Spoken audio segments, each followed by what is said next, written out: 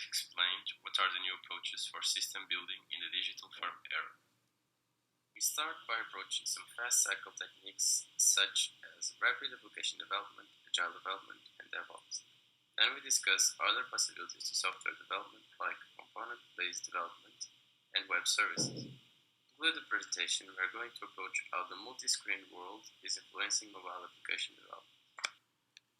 The digital environment is in continuous change, so organizations have the needs to keep changing, adding, and retiring the technology's capabilities in order to respond rapidly to new opportunities.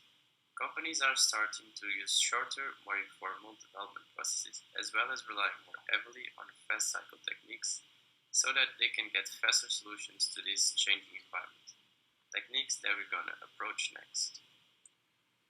Rapid application development is the term used to describe the process of developing workable systems in a very short period of time and with some flexibility to adapt as a project evolves. It is also characterized by the need of close interaction between end users and information system specialists, as well as between the IT groups. Another important aspect is that the key parts of development can occur simultaneously, which helps accelerating the process. Then we have joint application designs. That is a technique used to accelerate the development of the initial system design, and which brings end users and information systems specialists together in interactive sessions to discuss the system design. So its end goal is to speed up and involve the users in the design phase. We have agile development. That is another technique that allows a rapid delivery of working software, which is done by breaking a large project into small sub-projects. Each sub-project is developed by a team as if it were a complete project, and it has a short time completion using iteration.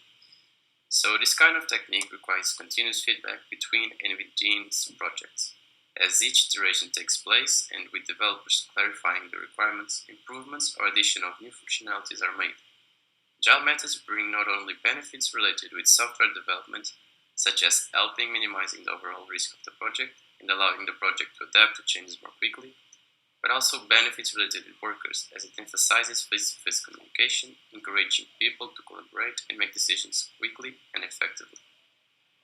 Philips is an example of a firm that adopted agile principles.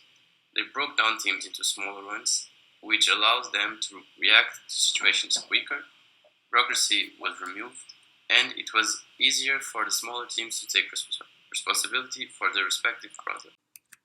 DevOps, that stands for Development and Operations. It builds on agile development principles to create a culture and environment that further promote rapid and agile development practices. Additionally, this technique focuses on collaboration between the software developers who create applications and the IT operational staff by promoting better and more frequent communication. Because traditionally there is no interaction between both parties, when any problem arises, it requires additional time and work to fix the software. But with DevOps, by mixing this type of organizational change along with agile techniques, makes possible the release of more reliable applications more rapidly and more frequently. Now we have an example of Barclays Bank that adopted agile practices and DevOps in order to respond to competitive pressure from new and varied entrants to the banking market, including mobile-only banks as well as Apple and Google in the mobile payment area. DevOps software methods ensures that Barclays systems remain operational and competitive by reducing the time required for software updates. Alternative is component-based development. That is an approach to software development that allows a system to be built by assembling and integrating software components. Businesses are using component-based development to create their e-commerce applications by combining commercially available components. Also, with web services can be used as tools for building new information system applications or enhancing existing systems. By allowing the creation of software components that can communicate and share data, regardless of operating system, programming language, or client device, web services provides not only significant cost saving in system building, but also at the same time opens up new opportunities for collaboration with other components. These users demand to be able to have access to any type of information or perform a transaction from any type of mobile device, anywhere at any time.